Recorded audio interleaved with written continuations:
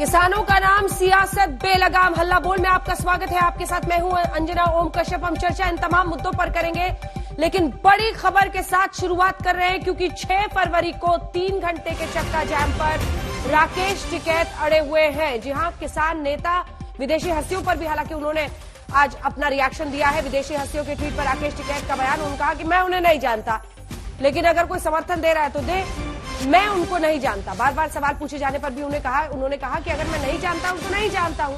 हालांकि बड़ी खबर यह है कि 6 फरवरी को 3 घंटे चक्का जाम करेंगे राकेश टिकैत, यानी समझिए एक बार फिर से टकराव की स्थिति बनेगी। दिल्ली पुलिस ने तमाम बैरिकेडिंग की है अलग अलग जगहों पर, बॉर्डर पर, लेकिन अगर चक्का जाम के लिए फिर से दिल्ली का कूच होगा तो क्या फिर 6 फरवरी को टकराव की स्थिति बनेगी?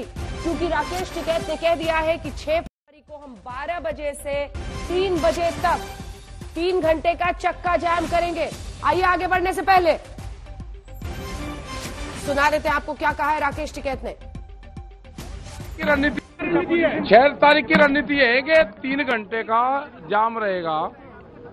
दिल्ली में तो होगा नहीं, और दिल्ली के बाहर वो रहेगा, पूरे देश भर का रहेगा वो मामला,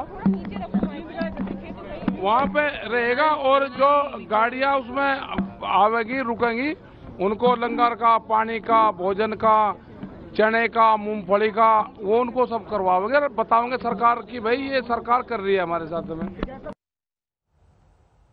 तो राकेश टिकैत कह रहे हैं कि दिल्ली में नहीं होगा, दिल्ली के बाहर होगा। वो ये भी कह रहे हैं कि जिन गाड़ियों को हम रोकेंगे वहां मूंगफली और चने खिलाकर समझाएंगे कि देखिए सरकार हमारे साथ क्या कर रही है। हमारे साथ डॉक्टर समित पात्रा, राष्ट्रीय प्रवक्ता भारतीय जनता पार्टी के चर्चा में जुड़ गए हैं। केसी Tyagi ji, secretary general JDU के हमारे साथ जुड़ गए हैं। हमारे साथ सांसद 3 जुड़ेंगे आज इस बहस में, क्योंकि संसद में यह मामला उठा है। अखिलेश प्रसाद सिंह जो कि सांसद है कांग्रेस पार्टी के, वो जुड़ेंगे। बलविंदर सिंह भुंडर जो कि सांसद है शिरोमणि अकाली दल के, वो हमारे साथ जुड़ेंगे राज्यसभा से। हनुमान बेनीवाल लोकसभा सांसद हैं, वो भी हमारे साथ जुड़ेंगे राष्ट्रीय लोकतांत्रिक पार्टी के। लेकिन चर्चा की शुरुआत करें उससे पहले आपको एक बार दिखा देते हैं सियासत क्यों बेलगाम हो चुकी है अब किसानों के मुद्दे पर। किससे लड़ रहे हैं आप? अपने किसानों से लड़ रहे हैं। ये तो मैंने अपने बॉर्डर में पाकिस्तान के साथ नहीं देखा है। The reputation of India has taken a massive hit. मैं भी खाइफ नहीं तख्ताएदार से। हमें इस बदलाव को सामूहिक भागीदारी से आगे बढ़ाने का संकल्प है। अगर इस नौजवान ने गद्दी वापसी की बात कर दी तो क्या करोगे?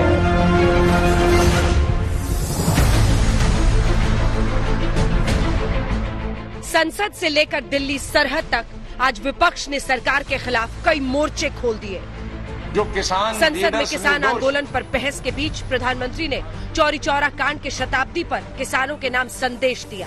प्रधानमंत्री ने कृषि कानूनों के फायदे गिनाए और खेती को मुनाफे का व्यापार बनाने का संकल्प लिया। मंडियों किसानों के फायदों का बाजार बने, इसके लिए 1000 और मंडियों को इनाम से जोड़ा जाएगा। यानी मंडी में जब किसान अपनी फसल बेचने जाएगा तो उसे और आसानी हो जाएगी, वो अपनी फसल कहीं भी बेच सकेगा। इसी बीच विपक्ष ने आज सरकार को संसद में घेरा। सभी पार्टियों में सहमति बनी कि क्वेश्चन और 0 आवर को सस्पेंड कर किसानों के मुद्दे पर 15 घंटे बहस हुई। किसान आंदोलन पर विदेशी बयानों पर राज्यसभा में विपक्षी नेताओं ने सरकार के प्रोपेगेंडा वाले दावे पर कहा कि एक ट्वीट से लोकतंत्र कमजोर नहीं होगा। वहीं केंद्रीय मंत्री अनुराग ठाकुर ने विदेशी ट्वीट में हिंदुस्तान के खिलाफ साजिश की बात दोहराई। मैं भी खाइफ नहीं तख्ताएदार से, मैं भी मंसूर हूँ कह दो अगियार से, क्यों डराते हो जिंदा की दीवार से। जेल, जिंदा जेल।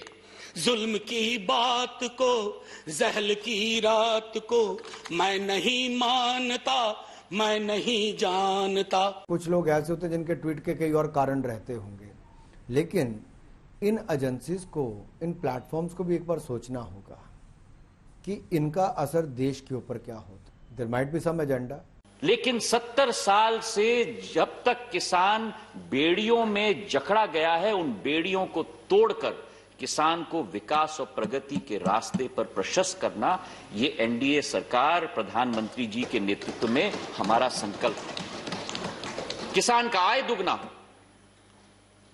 किसान को स्वतंत्रता मिले कि वो अपना उत्पादन देश में कहीं भी बेच पाए। एक ही जगह तक वो किसान सीमित क्यों हो? और इसलिए ये कानून लाए गए। हमने मांग की थी कि आप ऑर्डिनेंस हम जो है उसको वापस करिए और सेलेक्ट कमेटी बनाइए। यहां पर अमेंडमेंट आए थे, सदस्यों ने दिए थे। आज यदि किसान घर द्वार छोड़कर अगर दिल्ली के आसपास बैठे हुए हैं, आप कहते हैं कि तो षड्यंत्र है, कांग्रेस करा रही है। अकाली दल सबसे पुराना एनडीए अलाई पार्टनर है उसका, शिवसेना जी भी उनसे अलग हो गई। ये सब लोग प्रधानमंत्री की जो मोदी जी का जो अहम और अहंकार है, उसकी वजह से आज परेशान है। इधर संसद के घमासान के बीच गाजीपुर बॉर्डर पर विपक्ष की मोर्चेबंदी कीलबंदी पर हुई। किसान आंदोलन के हालात का जायजा लेकर लौटे टीएमसी, एनसीपी, अकाली समेत 8 दलों के नेता ने कीलबंदी पर सरकार से सवाल दागे। 13 लेवल की बैरिकेडिंग देश की राजधानी में अपने लोगों के बीच। मैं पंजाब से आती हूँ, ये तो मैंने अपने बॉर्डर में पाकिस्तान के साथ नहीं देखा है। वो तो देश के दुश्मन हैं जो वहां से निकल के आ जाते हैं। ये बेचारे निहत्थे किसान हैं जो अपनी रोजी, अपनी पेट बचाने के लिए किसान से एक कानून वापस करने की मांग कर रहे हैं। उनके ऊपर आपने ऐसे कर दिया। तीसरा मोर्चा खुला रामपुर में। दिल्ली के ट्रैक्टर हादसे में मारे गए किसान के घर पहुंची प्रियंका वाड्रा गांधी। 26 जनवरी को ट्रैक्टर पलटने से हुई थी नवनीत सिंह की मौत। प्रियंका ने कहा, आंदोलन राजनीतिक नहीं। परिवार से बात की, दादाजी से भी, पिताजी से भी बात की। उनका स्पष्ट ये कहना है कि एक न्यायिक जांच होनी चाहिए, निष्पक्ष जांच होनी चाहिए। बहुत क्लियरली उन्होंने कहा कि हम पूरी तरह से किसानों के साथ खड़े हैं, नवनीत जी के परिवार के साथ, उन सब शहीद किसानों के साथ और उन सब किसानों के साथ जो आज भी इतने दिनों बाद, महीनों के संघर्ष के बाद दिल्ली के बॉर्डर पे बैठे। सड़क से लेकर संसद तक संग्राम छिड़ा है किसानों के नाम पर। अब सबकी नजर प्रधानमंत्री पर है। माना जा रहा है कि प्रधानमंत्री इस मुद्दे पर सदन में बोलेंगे। इससे पहले राज्यसभा में आज गुलाम नबी आजाद ने सीधा कहा, सभी मानते हैं कि इस समस्या का हल सिर्फ प्रधानमंत्री कर सकते हैं। आज तक ब्यूरो। आइए चर्चा की शुरुआत करते हैं। डॉक्टर संबित पात्रा, राष्ट्रीय प्रवक्ता भारतीय जनता पार्टी के हमारे साथ जुड़ गए हैं। केसी त्यागी जी, महासचिव जेडीयू के। अखिलेश प्रसाद सिंह, पूर्व कृषि राज्य मंत्री रह चुके हैं। बलविंदर सिंह भुंदर, जो कि सांसद हैं अकाली दल के। हनुमान बेनीवाल, सांसद आरएलपी के, हमारे साथ जुड़ गए हैं। डॉक्टर संबित पात्रा, आपके साथ शुरुआत करते हुए, राकेश टिकैत कह रहे हैं कि सैटरडे को यानी शनिवार को 12 से 3 चक्का जाम होगा। और मनोज झा, जो कि आरजेडी के सांसद हैं, उन्होंने कहा है कि एक ट्वीट से लोकतंत्र कमजोर नहीं होता। जवाब दीजिए, आपने तो ग्रेटा थनबर्ग के खिलाफ एफआईआर दर्ज कर दी है, अब उनको क्या हिरासत में लेकर दिल्ली लाएंगे? देखिए अंजना जी, 2 प्रश्न आपने पूछे। पहला प्रश्न कि चक्का जाम होगा, ठीक है, लोकतंत्र में डेमोन्स्ट्रेट करना, प्रोटेस्ट करना ये अधिकार है, मगर कानून और आईन को नहीं तोड़ते हुए, किसी को असमंजस में बिना डाले हुए अगर ये किया जाए तो अच्छा रहेगा, क्योंकि 26 जनवरी का दंश हिंदुस्तान ने सहा है। तो ये समय बताएगा और मुझे लगता है दिल्ली पुलिस और बाकी पुलिस इसकी जो है रक्षात्मक कार्यवाही जरूर करेगी। प्रोटेस्ट अलाउड है इस देश में। दूसरी बात, जहां तक ग्रेटा थनबर्ग का सवाल है कि क्या एक ट्वीट से देश का लोकतंत्र खतरे में आ जाएगा, बिल्कुल नहीं। ये कागज है, देखिए, ये टूल किट है। टूल किट को अगर हिंदी में परिभाषित किया जाए तो उसकी परिभाषा होगी षड्यंत्र का एक पिटारा। ये जो षड्यंत्र का पिटारा है, ये कोई एक व्यक्ति द्वारा नहीं होता है, ये पूरी तरह से एक साजिश रची जाती है। और गलती से ग्रेटा थनबर्ग ने इस टूल किट को, इस षड्यंत्र के पिटारे को ट्वीट कर दिया था। मैं आपसे 10 सेकंड लेते हुए 2-4 महत्वपूर्ण बिंदु, आप टूल किट के पहले पन्ने को देखेंगे तो वो 26 जनवरी से शुरू होता है। 26 जनवरी पे इंडियन एम्बेसी के सामने धरना प्रदर्शन आरंभ कर देना है और ग्लोबल अटेंशन भारत के खिलाफ आपको इकट्ठा करना है। इसके लिए जो भी रिसोर्स चाहिए वो रिसोर्सेज आपको मुहैया कराया जाएगा, मतलब रिसोर्स भी इकट्ठा हो रखा है। और दूसरे पेज में क्या कहा जाता है? दूसरे पेज में कहा जाता है कि जो यूके के एमपी हैं उनको सबसे पत्राचार हो चुका है और किस प्रकार से भारत के साथ संबंध को खराब किया जाए उस विषय को लेकर भी चर्चा हो चुकी है। और तो और इसमें कहा गया है India has a long history of human right violations, violence and cruel indifference for most vulnerable citizen. Bharat में कोई ह्यूमन राइट नहीं है। ह्यूमन बींग्स को, मनुष्यों को हम मच्छरों की तरह ट्रीट करते हैं। और इसमें यह भी कहा गया है कि इसमें किसी भी कीमत पे स्टेट स्पॉन्सर्ड वायलेंस जो इंडिया में हो रहा है उसे रोकना है। और सबसे बड़ी बात, इंडिया के बिजनेस को कमजोर कर दो। जो इंडियन कॉर्पोरेट हाउसेस है उनके बिजनेस को ठप करना है, वहां प्रदर्शन शुरू कर दो। तो आखिर ये जो षड्यंत्र का पिटारा है ये क्या एक ग्रेटा थनबर्ग का है? बिल्कुल नहीं, बहुत सारे लोग इसमें शामिल हैं। और मैं आपको याद दिला दूं, एक जसमीत सिंह नामक मेंबर ऑफ पार्लियामेंट है कनाडा के, जिन्होंने कल रिहाना को धन्यवाद भी दिया। ये जसमीत सिंह कौन है? ये डेम पार्टी के मेंबर ऑफ पार्लियामेंट है। और इंडिया की गवर्नमेंट ने, जब हमारी सरकार भी नहीं थी तब, उस समय इन्हें खालिस्तान के लिए फंड इकट्ठा करने के लिए टेरर फंड रेजर के नाम से इनको ईयरमार्क कर रखा है। आप बताइए, ये तो पूरा का पूरा एक नेक्सस है, एक रैकेट है जो देश को कहीं ना कहीं झुकाना चाहता है। और ये केवल बहाना किसानों का ले रही है, निशान पर तो हिंदुस्तान का लोकतंत्र है। ठीक है, हम भी उस टूल किट को डिकोड करने की कोशिश कर रहे हैं संबित जी, हम भी दिखा रहे हैं पॉइंट वाइज। फुल स्क्रीन एक बार दिखाइए, जिसके बाद मैं अखिलेश जी फौरन आपके पास आऊंगी।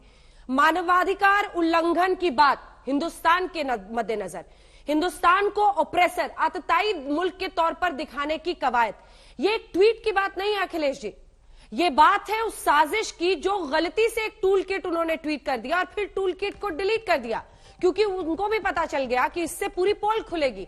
साजिश जो बुनी जा रही है हिंदुस्तान को एक ऐसे मुल्क के तौर पर, और ये याद रखिए, ये 2 साल 4 साल 5 साल की बात नहीं है, ये कहा जा रहा है कि इंडिया हैज अ हिस्ट्री, इतिहास है हिंदुस्तान का ऑपरेसिव देश के तौर पर, यानी एक ऐसा देश जो अपने ही लोगों पर जुल्म करता है। क्या आप इससे सहमत हो सकते हैं? ये कैसे कहा जा सकता है, आपकी साथी पार्टी आरजेडी, ये कैसे कहा जा सकता है कि एक ट्वीट से नुकसान नहीं हो सकता एक मुल्क को, अगर उस ट्वीट के जरिए सोशल मीडिया कई मुल्कों में तबाही मचाने में भी उसका इस्तेमाल किया गया है? अखिलेश जी। अंजना जी, पहले तो मैं ये साफ कर दूं, मुझे बताया गया आपके चैनल के द्वारा कि ये बिल्स पे चर्चा के लिए आप चर्चा रखे हैं। बाकी ये इतनी बड़ी समस्या मुझे नहीं लगती है जिस पे चर्चा हो और आप लोग चर्चा करें इस पे। किसी ने ट्वीट किया, भारत सरकार अब उसका जांच कर रही है, एफआईआर कर दी, करे, कोई तकलीफ नहीं है। लेकिन अगर कृषि बिलों पर बात करना है तो मैं 2004 में कृषि राज्य मंत्री था, जो परिचय आपने कराया मुझको, तो ये कोई नई बात नहीं है। जब कभी राजग गठबंधन की भारतीय जनता पार्टी की सरकार बनती है तो किसानों के खिलाफ, खेत खलिहान के खिलाफ कोई न कोई नियम कानून बनता है और उसमें कुछ ऐसा होते रहता है। मुझे याद है, और आज चर्चा के दौरान भी कई बार ये बात उठी, सरकार के तरफ से कई मंत्री लोगों ने भी कहा कि हम लोग दुगना करेंगे आय किसानों का, इसके लिए ये सब कानून हम लोग बनाए हैं, इसके लिए ये हम लोग बिल लाए हैं। लेकिन मैं आपको साफ तौर पर, मुझे आज भी अच्छी तरह से याद है, स्वर्गीय वाजपेयी जी के प्रधानमंत्रित्व काल में जिस धान का कीमत 550 रुपए प्रति क्विंटल था, जिस गेहूं का कीमत 620 रुपए प्रति क्विंटल था, क्या ये सच नहीं है कि मनमोहन सिंह जी की सरकार जैसे ही आई तो किसान संगठनों से मिलके बात करके और अपने बजट में पहली पंचवर्षीय योजना से लेके 11वीं पंचवर्षीय योजना तक जब कभी बजट होता था तो 10 रुपया, 20 रुपया, 50 रुपया प्रति क्विंटल उपज का दाम बढ़ाया जाता था। लेकिन पहली बार मनमोहन सिंह के नेतृत्व में जो सरकार बनी थी उसमें सीधे 550 रुपए प्रति क्विंटल से 1100 रुपए प्रति क्विंटल धान का कीमत किया गया था जी। 620 रुपए से गेहूं का कीमत 1240 रुपए प्रति क्विंटल किया गया था। केवल यही नहीं, अगर आपको समय है, सुनना है तो सुन लीजिए। हमको आज भी अच्छी तरह याद है, और डॉक्टर संबित पात्रा अगर सुन रहे होंगे तो उनको भी ये मालूम होगा कि उस समय बैंक से 10% पर कृषकों को लोन मिलता था, और जो व्यवसायी लोग गाड़ी खरीदने जाते थे, स्कॉर्पियो, मारुति, जो भी गाड़ी, उनको लोन मिलता था 8% पर। ठीक है, इसका जवाब देंगे डॉक्टर संबित पात्रा, हाथ उठा रहे हैं, याद कर लीजिए। ठीक है, डॉक्टर संबित पात्रा हाथ उठा रहे हैं। हाँ, उठा रहे हैं तो जवाब दीजिए इसका। देखिए यहाँ पर वो कह रहे हैं कि जवाब लीजिए, बेहतर उसको हम लोगों ने मैं अखिलेश जी मैं जवाब दे रहा हूं। अच्छी बात है कि कम से कम चिल्ला चोट वाली डिबेट नहीं हो रही है। आपने कुछ आंकड़े रखे, मैं भी आंकड़े रखता हूं। आप याद करिए, मैं अभी खोज रहा था कागज, ये बजट के कागज खोज रहा था, क्योंकि परसों ही बजट पढ़ते समय 1 तारीख को बजट धन्यवाद 1 तारीख को बजट पढ़ते समय निर्मला सीतारमण जी ने एक कंपैरेटिव डाटा रखा था एमएसपी का धान को लेकर। चूंकि आपने धान का कहा, धान को लेकर 2013-14 में 63,928 करोड़ रुपया का भुगतान किया गया था। 2019-20 में यही राशि बढ़कर के 1,41,930 करोड़ रुपए की हो गई और 2021 में यह स्थिति और बेहतर हुई और इस अवधि में यह राशि बढ़कर 1,72,752 करोड़ रुपए का हो गया। ठीक उसी प्रकार सर एक सेकंड सर, मैं आपके बीच में नहीं बोल रहा था। आप अच्छे व्यक्ति हैं, पूरा सुन लीजिए फिर जवाब दीजिएगा। सर एक सेकंड नहीं, आपने सर सुनिए मैं अच्छा व्यक्ति हूं, लेकिन अब इधर उधर का बात करिएगा तब दालों के विषय में आपने कहा नहीं, आपको सभी की बात सुननी पड़ेगी ना सर। देखिए ऑलरेडी आपकी जो मतलब राहुल जी की दोस्त ग्रेटा थनबर्ग ऐसा कह रही है कि हमारे देश में डेमोक्रेसी नहीं है। मैंने तो डेमोक्रेटिकली आपकी बात पूरी सुन ली, अब आप मेरी बात भी सुन लीजिए, वरना ग्रेटा देख रही होगी, वो कंप्लेंट कर देगी अभी। प्लीज मेरी बात सुन लीजिए। दालों के लिए 2013-14 में 236 करोड़ रुपए का भुगतान सरकार ने किया यूपीए के समय, और 19-20 में बढ़ा करके मोदी जी की सरकार ने 8,285 करोड़ रुपया और अब इस वर्ष 10,530 करोड़ रुपए, 400% का बढ़ोतरी दाल में है। और आपने दूसरी बात कही कि ये ग्रेटा थनबर्ग वाला विषय कोई इतनी बड़ी समस्या नहीं है कि इस पर डिबेट किया जाए। देखिए ये बहुत दुखद बात है, आप एक सांसद हैं, ये जो अटैक किया गया है ग्रेटा थनबर्ग द्वारा और बाकी जो पर्सनैलिटीज हैं, इन्होंने हिंदुस्तान के संप्रभुता, हिंदुस्तान की डेमोक्रेसी पे अटैक किया है। आप ये लाइन पढ़िए, India is retreating from its democracy. Tool kit Anjana ji के पास भी है, पेज नंबर 2 में देखिए, India is retreating from its democracy. आप बताइए ये जो कानून थे ये इंडिया के पार्लियामेंट में डिस्कशन होने के बाद पारित हुए, सुप्रीम कोर्ट में ये कानून गए, सुप्रीम कोर्ट ने कमेटी बनाया। आप बताइए ये ग्रेटा थनबर्ग और रिहाना ये हिंदुस्तान की पार्लियामेंट और हिंदुस्तान की सुप्रीम कोर्ट से बड़ी है क्या? ये जो साजिश है, ये साजिश महत्वपूर्ण है, इस साजिश का पर्दाफाश करना महत्वपूर्ण है। और मैं नहीं, और अच्छी बात है कि इस देश में इस पर डिबेट हो रहा है, कंस्ट्रक्टिव डिबेट होकर हम ये पर्दाफाश कर रहे हैं। ठीक है अखिलेश जी, एक छोटा सा रिस्पांस, उसके बाद मैं केसी त्यागी जी आपके पास फौरन आ रही हूं। सर अखिलेश जी। नहीं अंजना जी, मैं जो कहा उसका जवाब इन्होंने दिया नहीं है। क्या ये सच नहीं है कि पहली पंचवर्षीय योजना से लेकर 11वीं पंचवर्षीय योजना तक केवल 10 रुपए, 20 रुपए और 50 रुपए से ज्यादा कभी बढ़ते नहीं थे? क्या ये सच नहीं है कि पहली बार सीधा दुगना करने का काम मनमोहन सिंह जी के नेतृत्व वाली सरकार ने किया एमएसपी का? उसका जवाब है। आज भी जो भी वो मेरी बात का जवाब नहीं दे पाए, फिर वो वहीं चले गए। ठीक है, अरे जो कार्रवाई करनी है आप भारत सरकार की तरफ से करिए ना, उसमें कांग्रेस पार्टी कहां रोक रही है? लिखा है 2 लाइनों में, खेती की बड़ी अच्छी जानकारी है त्यागी जी की, वो बता देंगे जल्दी से। समझ जी जल्दी से। दो इन्होंने एमएसपी को दुगुना करने वाली बात कही और इसका क्रेडिट मनमोहन सिंह जी को देने की कोशिश की। याद कीजिए 2006 में स्वामीनाथन कमेटी बनी थी, 2006 से अभी तक उसको कोल्ड स्टोरेज में रखा गया था, और अब जब नरेंद्र मोदी जी ने इसको 2016 में 1.5 टाइम्स एमएसपी को बढ़ाया, खुद स्वामीनाथन जी ने न केवल ट्वीट करके अपितु एक आर्टिकल लिख के कहा कि जो मेरे सपने थे उन सपनों को साकार करने का काम नरेंद्र मोदी जी की सरकार ने किया है। इसलिए ये झूठ ना बोला जाए कि डॉक्टर मनमोहन सिंह ने किया था। अगर डॉक्टर मनमोहन सिंह ने कृषि के लिए इतना अच्छा काम आप झूठ बोल रहे हैं, डॉक्टर मनमोहन सिंह ही प्रधानमंत्री होते और कांग्रेस पार्टी। श्रीमान जी आपको नहीं मालूम है कृषि के बारे में, स्वामीनाथन जी से पूछिएगा। ठीक है, आप डिबेट में चले आते हैं जरूर पार्टी की तरफ से। राहुल गांधी को पूरा मालूम है, हमको नहीं मालूम है। अगर ये करिएगा अखिलेश, ये गलत बात है, हमको नहीं मालूम किसने कहा। 2750 रुपया प्रति क्विंटल होता है, आधा कर देने से आपको शायद मालूम नहीं है। C2 प्लस 50% अगर आप ये फॉर्मूला पर करेंगे तो धान का प्राइस अभी 2700 रुपए से ज्यादा प्रति क्विंटल होना चाहिए। मैंने जो आप 1800 कुछ रुपए दे रहे हैं। स्वामीनाथन जी का रिपोर्ट था, स्वामीनाथन जी ने आर्टिकल लिखा। आप ग्रेटा थनबर्ग के बारे में भी थोड़ा बताइए, ये जो साजिश है स्वामीनाथन जी, जो साजिश है उस पर भी कुछ बताइए। हम साजिश नहीं है ये, इसमें प्रधानमंत्री जी तो सहित आप लोग क्यों बरगला रहे हैं देश को? इसी और स्वामीनाथन जी भी हम लोग सब साथ काम किए थे, जिस समय मैं मंत्रालय में काम करता था वो भी राज्यसभा के सदस्य थे। ये अब आप वहां कहां जा रहे हैं? बेकार का जो कार्रवाई करनी है करिए ना, आप उसको इस इशू से क्यों जोड़ रहे हैं? ठीक है, जब आप हम कहाँ गए हैं? केसी त्यागी गए जी तो बताइए। आपके रणदीप सिंह सुरजेवाला और राहुल गांधी है, केसी त्यागी जी करने लगते हैं। हर सरकार कहती है किसानों के वही मसीहा थे। ना काहे फंसते हैं? हमने तो स्वामीनाथन कमेटी के बारे में कहा। कुछ सच आप भी अपने दौर के वक्त से बताइए। और दूसरा सवाल, क्या ग्रेटा थनबर्ग पर चर्चा करना या साजिश का खुलासा करना देश को बरगलाना है? त्यागी जी नहीं, आप उस पे आप करिए ना, लेकिन उसमें किसानों का क्यों समय जाया कर रहे हैं? उसमें किसान कोई एप्लीकेशन दिया था उनको कि आप मेरे पक्ष में बयान दीजिए, मेरे पक्ष में ट्वीट करिए। ठीक है, देश का किसान तो नहीं गया था। बिल्कुल, इसका जवाब लेंगे डॉक्टर पात्रा से। अपनी बात मंगवाने के लिए पिछले 72 दिन से दिल्ली के सीमाओं पर बैठे हैं और ये सरकार को समझ में नहीं आ रही है। इस संवेदना शून्य सरकार को ये समझ में नहीं आ रही है। नहीं, आप ये बताइए, आपने 2006 से स्वामीनाथन कमेटी को अभी तक लागू क्यों नहीं किया था? 2014 तक आपकी सरकार थी, क्यों नहीं लागू हुआ था स्वामीनाथन कमेटी? और किसने लागू किया स्वामीनाथन कमेटी के रिकमेंडेशंस को? इसको देश को बताने की आवश्यकता नहीं है, देश जानती है। और अभी मैंने आपको बजट कहा किया था, ये देखिए अंजना त्यागी जी बोल रहे हैं कि स्वामीनाथन कमेटी को मनमोहन सिंह ने लागू किया था। ये तो सरासर झूठ बोल रहे हैं। किसी का थोड़ा भी जानकारी ठंडे बस्ते में पड़े रहे सर सारे रिकमेंडेशंस। त्यागी जी बोलिए। कृषि का जानकार मैं राहुल गांधी से ज्यादा हूँ, और राहुल गांधी और प्रियंका गांधी से ज्यादा हूँ कृषि का जानकार। त्यागी जी वही कर रहे हैं, झूठ के सहारे पार्टी ही चलती है। चलाइए, लेकिन त्यागी जी आवाज आ रही है? जानकारी सहारा ही नहीं है, छोड़िए ना, बेसहारा पार्टी चल रही है। नहीं, मुझको आवाज खूब आ रही है।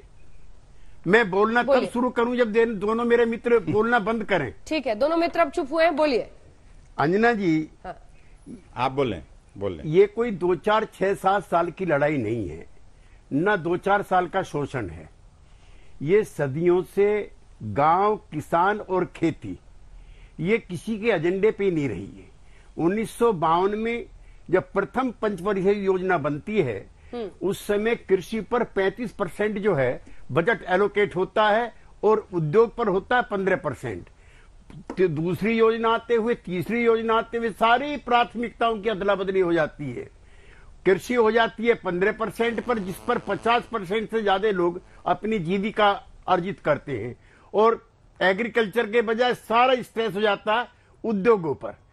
और पंडित नेहरू का 1964 में पार्लियामेंट के अंदर बयान है कि हमने कृषि की उपेक्षा की, जिसकी वजह से गांव पिछड़ गए, खेती पिछड़ गई, किसान पिछड़ गए। उसके बाद हमारी लड़ाई कोई इसकी खाली एमएसपी की नहीं है, किसानों की। हम तो पूरा सिस्टम बदलना चाहते हैं। दाम कौन तय करेगा? दाम कैसे तय करेंगे? अब कार मालिकों ने कहा है कि 50,000 रुपए हम बढ़ाएंगे कार पर, चूंकि जो रॉ मेटेरियल है, चाहे कॉपर है चाहे स्टील है, उसके दाम बढ़ गए। हमारे भी बिजली के दाम बढ़ गए, हमारे पेस्टिसाइड के बढ़ गए, हमारे इंसेक्टिसाइड के बढ़ गए, और पेट्रोल डीजल अपने अंतर्राष्ट्रीय 70 साल के रिकॉर्ड पर है। तो हमारा कॉस्ट ऑफ प्रोडक्शन कौन तय करेगा? एक जो उद्योग में चीजें तय हो रही हैं, हाँ। उसका दाम तो मालिक तय कर रहे हैं। उन्होंने MRP लिख दिया, जिससे 1 नया पैसा कम नहीं होगा। प्रधानमंत्री के द्वारा, देश की संसद के द्वारा जो MSP घोषित हुई है, वो हमको क्यों नहीं मिलती? जब आपने MRP के लिए कानून बनाया तो हमारी MSP के लिए भी कानून बनाइए। और मैं उस प्रोपेगेंडे का हिस्सा नहीं हूं कि MSP खत्म हो जाएगी। MSP है, MSP रहेगी, लेकिन सरकार के द्वारा जो घोषित MSP है वो सरकारी खरीद के अलावा भी किसानों को मिलनी चाहिए। ये किसानों के मुद्दे हैं। 1971 का, मैं 72 का मैं आपको बताता हूं, 85 पैसे डीजल का दाम था 1 लीटर का, और 1 किलो गेहूं आता था। आज 2021 में 4 किलो गेहूं में 1 लीटर पेट्रोल डीजल आता है।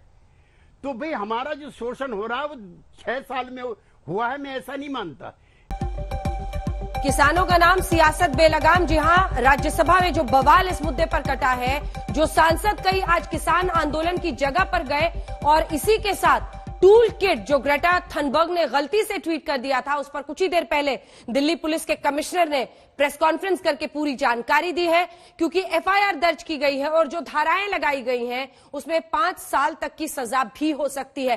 क्या उन्होंने कहा है हम आपको सुनाएंगे, लेकिन जल्दी से रिएक्शन पहले ले लेते हैं। आपके पास हनुमान बेनीवाल साहब आते हुए, देखिए ये आंदोलन का 71वां दिन हो गया है, फिर से चक्का जाम की तैयारी है। इसकी आड़ में किस तरह से जबरदस्त सोशल मीडिया का इस्तेमाल करके हिंदुस्तान के खिलाफ साजिश रची जा रही है, वो सब कुछ भी सामने आ रहा है। आपको नहीं लगता है वो भी उतना ही महत्वपूर्ण है जितना किसानों का ये आंदोलन, या आप सहमत हैं सांसद अखिलेश जी से?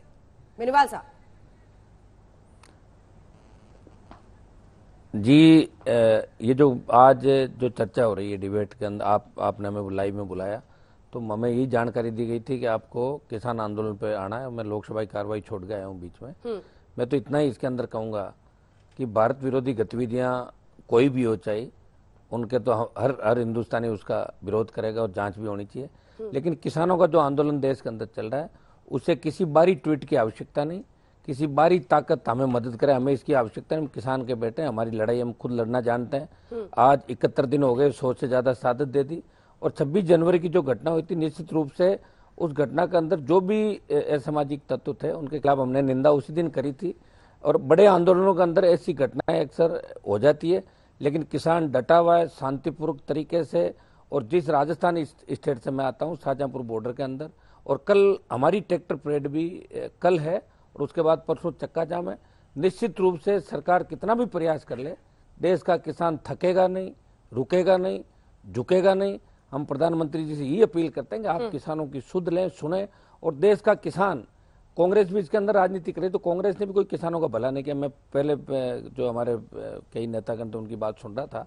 कांग्रेस अब जो आंसू बहा रही है, अगर कांग्रेस भी पहले सोचती तो किसानों का बहुत भला कर सकती थी। कांग्रेस ने भी कोई भला नहीं किया। देश का किसान अच्छी तरह इस बात को जानता है, देश का जवान अच्छी तरह इस बात को जानता है, और किसानों की जीत निश्चित होगी, इसमें कोई दो राय नहीं। और हम पार्लियामेंट के अंदर भी जोरदार तरीके से, चाहे राष्ट्रपति का अभिभाषण हो, चाहे बजट हो, और उसके बाद 3 दिन से जो विरोध समूचा विपक्ष कर रहा है, वो हम सब ये चाह रहे हैं प्रधानमंत्री जी शुद्ध ले, संवेदनशील बने। और आज जब विपक्ष से हमारे कई साथी गाजीपुर बॉर्डर गए थे सांसद, और उनको किसानों से मिलने नहीं दिया गया, और कील लगा के जिस तरह 6 लेयर की सुरक्षा बनी, ऐसा लग रहा है जैसे कोई बॉर्डर पे कोई आतंकवादी हमला या कोई नेक्स्ट लाइट वैसा होने वाला था। तो ये भी सरकार को सोचना चाहिए। अंधाता है, और अंधाताओं को अपमान अगर सरकार जितना करेगी उतना ही सरकार को नुकसान उठाना पड़ेगा। और किसान आंदोलन में किसान कल और परसों मजबूत तरीके से अपनी ताकत दिखाएंगे, अहिंसात्मक तरीके से, और हिंसा को इस आंदोलन में कोई स्थान नहीं। ठीक है, हनुमान जी कह रहे हैं कि कल भी ट्रैक्टर रैली और उसके बाद परसों भी चक्का जाम, किसान रुकेगा नहीं, किसान थकेगा नहीं। संबित जी जवाब दीजिए, फिर फौरन आपके पास आ रही हूं भुंडर साहब। देखिए, बड़े सम्मान के साथ में हनुमान जी के 1-2 बातों से एग्री नहीं करूंगा। हनुमान जी ने कहा बड़ी बड़ी जब प्रोटेस्ट होते हैं, बड़े बड़े जब इस प्रकार के धरनाएं होती हैं, तो उसमें 26 जनवरी जैसे कुछ घटनाएं हो जाती है। मैं इस बात को नहीं मानता कि 26 जनवरी वाली बात जो है, वो जो हिंसा हुई थी, वो जिस प्रकार का उपद्रव हुआ था, वो कोई छोटा विषय नहीं है। वो एक षड्यंत्र था, और षड्यंत्र के अंतर्गत ये पूरी की पूरी घटना हुई थी। और हिंदुस्तान के किसी भी बच्चे को ये अच्छा नहीं लगा था कि हिंदुस्तान के लाल किला के साथ, हिंदुस्तान के पताका के साथ, तिरंगे के साथ खिलवाड़ हो। दूसरी बात, आपने कहा कील लगाया गया है, अन्नदाता को मारने की कोशिश है। बॉर्डर पे भी नहीं होता है ऐसा, बहुत लोगों ने कहा। बॉर्डर पे कील इसलिए नहीं लगाया जाता है, केवल एक तार की बाड़ होती है, क्योंकि बॉर्डर में गोली चलाने की इजाजत होती है।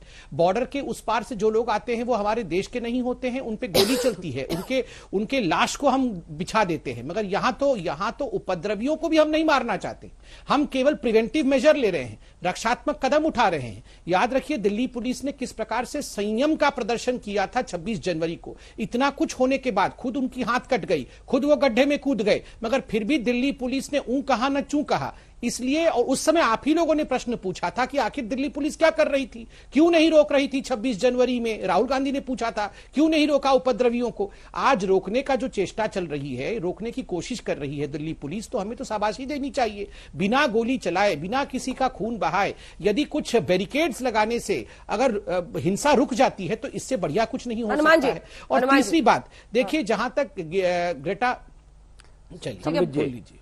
एक सेकंड, जो खबर आ रही है हम बता दें, जो अंजना जी, अभी तक जानकारी आई है उस पर। हनुमान बेनीवाल जी, दिल्ली पुलिस ने कहा है कि किसान नेताओं को उन्होंने बताया था, सोशल मीडिया मॉनिटरिंग के दौरान ये सब कुछ पाया गया था। जिस तरह से उकसाने की खबरें आ रही थी, किसान नेताओं को हमने बताया था, 300 से ज्यादा ट्विटर हैंडल्स को अलग किया गया था। मॉनिटरिंग के दौरान हमें भी ये टूल किट मिला था। 26 जनवरी को हुई हिंसा पूर्व नियोजित है, ये दिल्ली पुलिस कह रही है। दिल्ली हिंसा पर यह पुलिस का बड़ा बयान है। कुछ ही देर पहले जो प्रेस कॉन्फ्रेंस की गई है उसमें कहा गया है कि साइबर सेल मामले की जांच कर रही है और ये टूल किट हमें मिला था, हमने किसान नेताओं को बताया था, लेकिन उसके बावजूद ये हट कितना सही है? हनुमान बेनीवाल जी। अंजना जी 26 जनवरी की जो घटना थी, हमने भी ट्रैक्टर परेड की थी शाहजहांपुर बॉर्डर से मानेसर तक, और मैं स्वयं एक देश का पहला सांसद था जो ट्रैक्टर लेके आया था। हमने उस घटना की उसी दिन निंदा कर दी। अब संबित जी उस बात को अलग ले जा रहे हैं, हनुमान जी कह रहे 26 जनवरी घटना, हमने कब कहा अच्छी घटना थी? हमने कहा वो घटना गलत थी, तिरंगे का अपमान कोई हिंदुस्तानी सहन नहीं करेगा। लेकिन उस घटना का जिक्र करके आप किसान आंदोलन को खत्म ही करना चाहो तो वो कैसे बर्दाश्त करेंगे हम लोग? हमारा मूवमेंट दूसरा है। हम तीनों बिल वापसी की और संपूर्ण स्वामीनाथन आयोग की रिपोर्ट की बात कर रहे हैं। आप कह रहे हो हमने लागू करी, आपने करी है लागू जरूर, लेकिन पूरी रिपोर्ट आपने लागू नहीं करी 100%। आप 100% अगर स्वामीनाथन आयोग की रिपोर्ट लागू कर दो तो किसान की आय भी दुगुना हो जाएगी, 3 गुना हो जाएगी, और बिल वापस ले लो। क्यों जिद कर रहे हो आप बताओ? ये आपके ही लोग हैं जिन्होंने मोदी जी को प्रधानमंत्री बनाया। 6 स्टेट में 120 से ज्यादा सीटें आपको दी है एनडीए और भारतीय जनता पार्टी को। हम भी आपके परिवार के लोग हैं। अकाली दल, आरएलपी, हम आपको छोड़ के चले गए, शिवसेना चली गई, सारे सब चले जाएंगे धीरे धीरे। फिर कैसे अकेले सत्ता के अंदर आओगे 24 में? आप हट छोड़ो और किसानों की मांगे मानो। आप देखिए, त्यागी जी तो अभी साथ है, लेकिन इन्होंने बता दिया कि कैसे कौन कौन सी पार्टियां छोड़कर चली गई। एक साथ जवाब दीजिएगा संबित जी। एक बार पहले मुंडा साहब बोले। मुंडा साहब, अपनी बात आप खुलकर कहिए। और ये क्या जो हनुमान जी कह रहे हैं उसमें दम है? उनका कहना है कि आप डरा कर कि ये साजिश हो रही है, वो साजिश हो रही है, आप किसान आंदोलन को नहीं दबा सकते हैं। मुंडा साहब। अंजना जी, मैं ये कहना चाहता हूं कि ये देश में डेमोक्रेसी है। डेमोक्रेसी में जो लोक राज लोग बनाते हैं, लोगों के लिए बनता है और लोगों के लिए काम किया जाता है। ये जो कानून है, 3 जो एग्रीकल्चर लॉज है, जब ये ऑर्डिनेंस आया, हम इनके साथी थे, बड़े पुराने 30 साल पुराने साथी थे बीजेपी के, और बड़ा विश्वास था आप में, अनकंडीशनल थे।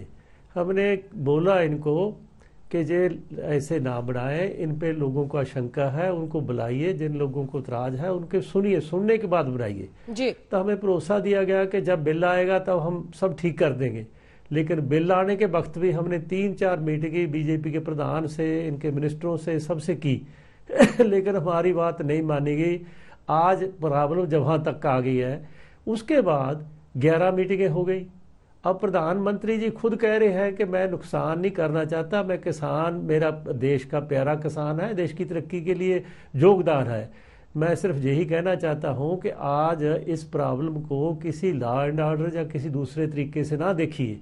हर एजिटेशन में कहीं ना कहीं कोई ऐसा शख्स आ जाता है जो उसको गलत साइड पे ले जाने करता है, लेकिन किसान शांति से बैठे हैं और हर घटना जो गलत होती है उसकी निंदा करते हैं।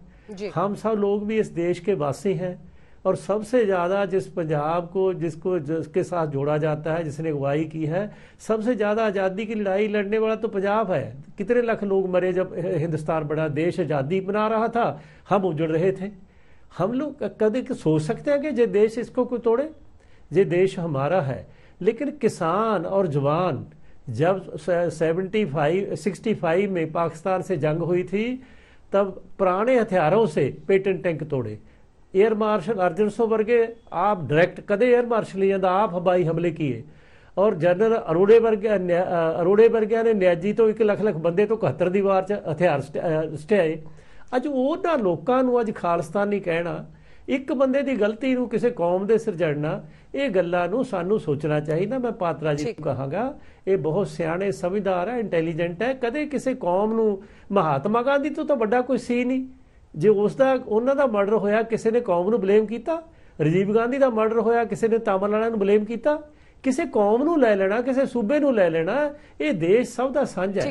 ਇਸ ਦੇਸ਼ ਵਾਸਤੇ ਅਸੀਂ ਜਲਿਆਂਵਾਲੇ ਬਾਗ, ਸਰਦਾਰ ਭਗਤ ਸਿੰਘ ਵਰਗੇ, ਊਧਮ ਸਿੰਘ ਸਨਾਮ ਵਰਗੇ ਬੜੀਆਂ ਕਲਾਮੀਆਂ ਕੀਤੀਆਂ ਨੇ। ਇਸ ਕਰਕੇ मैं कहना चाहता, मेरी एक सेकंड मैं द्वारा बहुता नहीं बोलांगा, मेरे से अंकड़े पहले देती है त्यागी जी ने बहुत अच्छी तरह, बैनीवाल जी ने भी बहुत अच्छी तरह केस किसानों का पेश किया है। मैं सिर्फ इतना कहना चाहता हूं कि जो कोई गलती करता है एक आदमी तो वो उसका जिम्मेवार है, लेकिन ये तो किसानी मूवमेंट सारे देश की मूवमेंट है। अब तो यूपी, राजस्थान, मध्य प्रदेश, महाराष्ट्र, केरला और असम, इधर जम्मू कश्मीर तक और पंजाब, हरियाणा सब लोग कर रहे हैं। जो एक सूबा या एक लोग थोड़ो कर रहे हैं, इसलिए इसको किसी फिरके के साथ जोड़ना, किसी एक जवाब दीजिए डॉक्टर संबित पात्रा। ठीक है पुंडर साहब, आपने अपनी बात अच्छे से रखी है, मैं जवाब सुनते हैं डॉक्टर पात्रा का। मैं एक सेकंड, मैं सबसे एक सेकंड मैं प्यार के साथ कहना चाहता हूं। अभी मैं 4 लोगों के प्रश्न मैंने सुने हैं, अब मुझे लगता है मुझे उत्तर देना चाहिए। हम सब लोग हम सब चाहते हैं कि मसला हल हो, मसला हल हो। धन्यवाद संबित जी,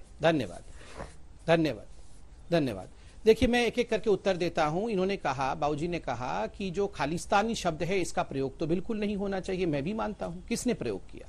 आप याद करिए, रवनीत सिंह बिट्टू कौन है? रवनीत सिंह बिट्टू कांग्रेस के सांसद है, पंजाब से ही सांसद है। वो आए थे किसानों से मिलने के लिए, उनकी पिटाई हुई तो उन्होंने प्रेस कॉन्फ्रेंस करके कहा खालिस्तानियों ने मेरी पिटाई की, बीजेपी ने तो नहीं की, ये रवनीत सिंह बिट्टू ने किया।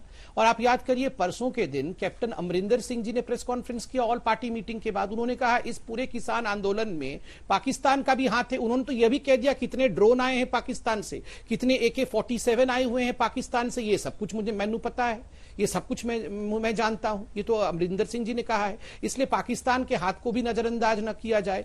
जसमीत सिंह जो डेम पार्टी के हैं, जो मेंबर ऑफ पार्लियामेंट है कनाडा के अंदर, तो उन्होंने किस प्रकार से इस पूरे विषय को सपोर्ट किया है, और वो तो खुल करके खालिस्तान के फेवर में बोलते हैं। तो किसी ने यहां एक कौम को खालिस्तानी कहने की हिमाकत भी हम नहीं कर सकते हैं। साहब, हम तो सिख कौम को सलाम करते हैं, प्रधानमंत्री जी तो कायल हैं सिख कौम के। दूसरी बात, यहां पर बार बार कहा गया कि आपने ये क्यों बना दिया। देखिए, आप लोग सब मेरे से बड़े हैं, अनुभवी हैं, मैं तो छोटा हूं, मगर आप प्लीज मेरी एक इमोशनल अपील ये सुनिए ध्यान से। बाबूजी, आखिर कब तक किसानों के साथ ये मजाक चलता रहेगा? हम लोग जब सत्ता में नहीं रहते हैं तो जोर जोर से रोते हैं कि मिडिल मैन हटाओ, ये बिचौलिए हटाओ, ये पैसे सारे बिचौलिए के जेब में चला जाता है, किसानों के जेब में नहीं जाता है। कमेटी पे कमेटी, कमेटी पे कमेटी, कमेटी के कमेटी बैठाई जाती है, कमेटी हर कमेटी कहती है बिचौलिए हटा दो, फिर भी 70 साल तक इस देश में कुछ नहीं हो पाया। देखिए, मैं बीजेपी का प्रवक्ता हूं इसलिए नहीं, मगर मैं नरेंद्र मोदी जी को नमन करता हूं। बोल्ड डिसीजन लेते हैं ये प्रधानमंत्री हमारे। अरे अगर कोई भी नेतृत्व इस देश में बोल्ड डिसीजन नहीं लेगा, अगर हम स्टेटस क्वो में ही चलते जाएंगे तो ये देश आगे नहीं बढ़ पाएगा बाबूजी।